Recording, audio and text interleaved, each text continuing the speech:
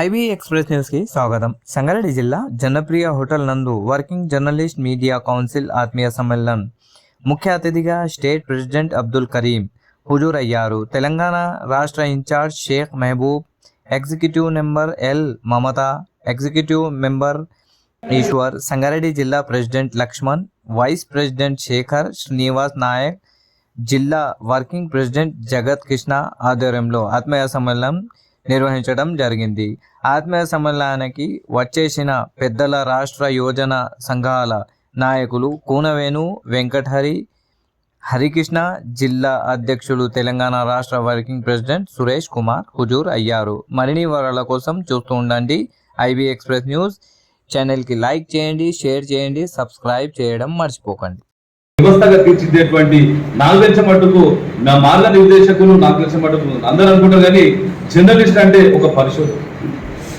ఆ పరిశోధనల మీరందరూ కూడా నిజంగా చెప్తున్నారు కదా, మీరందరూ కూడా ఈ కార్యక్రమానికి ఎక్కడ కూడా ఈ హాల్ చూస్తుంటే నాకు చాలా అద్భుతం వేస్తుంది. అక్కడ వెనుక ఉన్నటువంటి గౌతమ్ బుద్ధుడు, ఆ గౌతమ్ బుద్ధుని చూసిన తర్వాత ఎంత ప్రశాంతంగా ఉందంటే విలేకరు అనగా నాకు తెలిసిన మట్టుకు అనేక రకాల ఫోన్లు వస్తుంటాయి, మనం ఫోన్లు వస్తుంటాయి, టెన్షన్స్ ఉంటాయి, అక్కడ ఇదైంది అక్కడ ఇదైంది, అవన్నీ కూడా పక్కకు పెట్టి అక్కడ వెనుకకున్నటువంటి గౌతమ్ బుద్ధుని నిజంగా చెప్తున్నా కదా, శాంతికి నిలయం లేకున్నటువంటి వర్కింగ్ జర్నలిస్ట్ మీడియా కౌన్సిల్ సభ్యులందరూ కూడా నేను హృదయపూర్వకమైనటువంటి ధన్యవాదాలు చేస్తున్న విషయాన్ని కూడా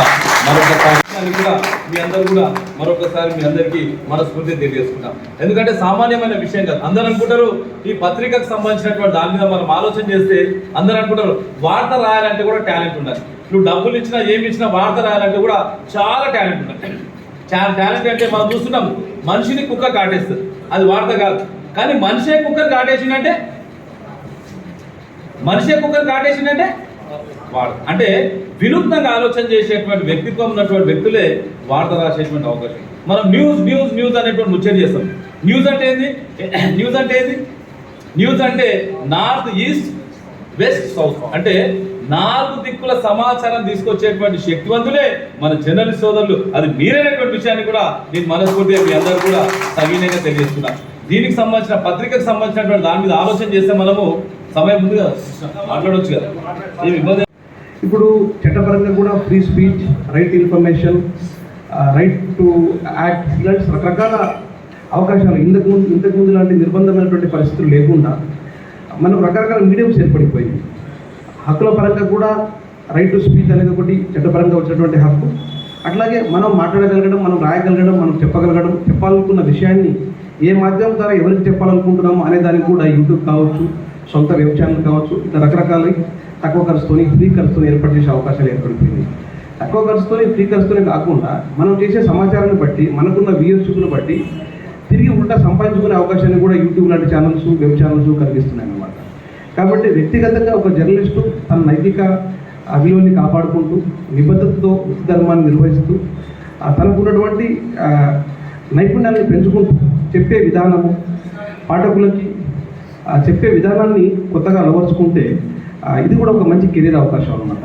మామూలు కెరీర్ల కంటే కూడా ఇది ఒక గొప్ప కెరీర్. ఎందుకంటే మీరు రాసే సమాచారం ద్వారా, మీరు తెలియజేసే వివరణల ద్వారా, మీరు చేసే విశ్లేషణల ద్వారా, మీరిచ్చే వివరణాత్మకమైనటువంటి ప్రచురణల ద్వారా ప్రజలకి బాగా అవసరం ఉన్న వాళ్ళకి మీరు సమాచారాన్ని ఇవ్వగలుగుతారు. ఒకటి. రెండవది, సపోజ్ స్టూడెంట్కి మీరు ఎడ్యుకేషన్ గురించి ఇవ్వగలుగుతారు. ఒక ఎంప్లాయీ, ఒక ఉద్యోగార్థికి ఉద్యోగం గురించి చెప్పగలుగుతారు. ఇంకొకరు ఉద్యోగం చేసే వాళ్ళకి నైపుణ్యాన్ని పెంచి సమాచారం ఇవ్వగలుగుతారు. సమాజంలో ఏదైనా చెడు జరుగుతుంటే దాన్ని బయట చెప్పగలుగుతారు. ఇట్లా చాలా మంచి పని చేసే అవకాశం ఉన్నటువంటి వృత్తి ఇది. ఈ వృత్తిలో చేసిన వేదిక పైన పెద్దలందరికీ పేరు పేరున మా నమస్కారం తెలియజేస్తున్నాను. మీడియా గురించి కానీ జర్నలిజం గురించి కానీ నాకు పెద్దగా అవగాహన లేదండి. ఏదైనా తప్పుగా మాట్లాడితే అనేదా భావించకండి. సో మీడియా లేనిది మనం ఎవరము ఈరోజు మనం మనుగడ సాధిస్తున్నామనంటే, మనం బయట తిరుగుతున్నామనంటే దానికి మూలము మీడియానే నేను అనుకుంటున్నాను. పొద్దున్న లేచిన దగ్గర నుంచి మనం పడుకునే వరకు ప్రపంచంలో ఏ మూల ఏమి జరుగుతుంది అనే విషయాన్ని క్షణాల్లో మన దగ్గర చేరుతుంది అని అంటే దానికి మెయిన్ వారధి ఎవరు అని అంటే మీడియా అనేది నేను నమ్ముతున్నాను. యుద్ధం జరుగుతున్నప్పుడు యుద్ధంలో అణుబాంబులు పడుతున్నా కానీ అక్కడ అణుబాంబుకు ఎదురుగా నిలబడి అక్కడి సమాచారాన్ని మనకు చేరవేస్తున్నారు అని అంటే మన మీడియా మిత్రులే. వాళ్ళ ధైర్య సాహసాలకి మనము శిరస్సు వంచి నమస్కరించాల్సిందే.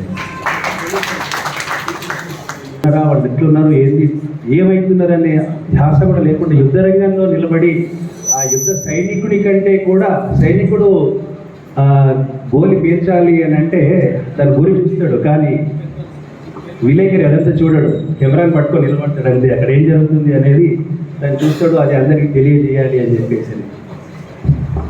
అదే కాకుండా ఇప్పుడు రాష్ట్రంలో ఎక్కడేం జరిగినా, ఎక్కడ చిన్న ఇన్సిడెంట్ జరిగినా, ఏది జరిగినా, ఎవరికైనా ఆపదలో ఉన్నారు అని అంటే అది మీడియా ద్వారా ప్రతి వారికి తెలియజేసి చాలామంది ప్రాణాలు పోయే క్షణాల్లో, ప్రాణం పోతుంది అన్న క్షణంలో ఆ విషయాన్ని సమాజానికి తెలియజేసి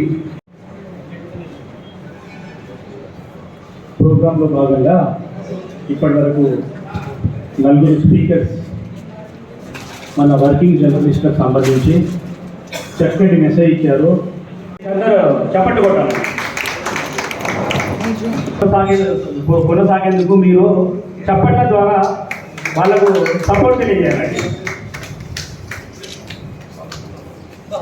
మిత్రులందరూ చప్పట్లు కొట్టి మన సపోర్ట్ తెలియజేయాలండి. సైలెంట్గా ఉంటే సపోర్ట్ చేయాలంటే లేక దయచేసి సపోర్ట్ తెలియజేయాలండి.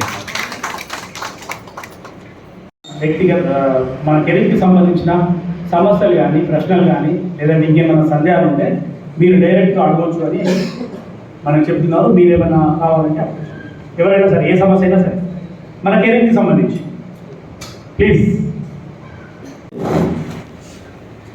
అందులో భాగంగానే డయాస్ని పంచుకున్న పెద్దలు కూడా ఈ మూవీ సక్సెస్ఫుల్ కావాలని, ప్లస్ ఈ కెరీర్ అయిన చాలా ఉన్నతమైన స్థితికి పోవాలని మనస్ఫూర్తిగా కోరుకున్నాం. కంగ్రాచులేషన్స్ అండి, క్లాస్ కొట్టాలన్నారు.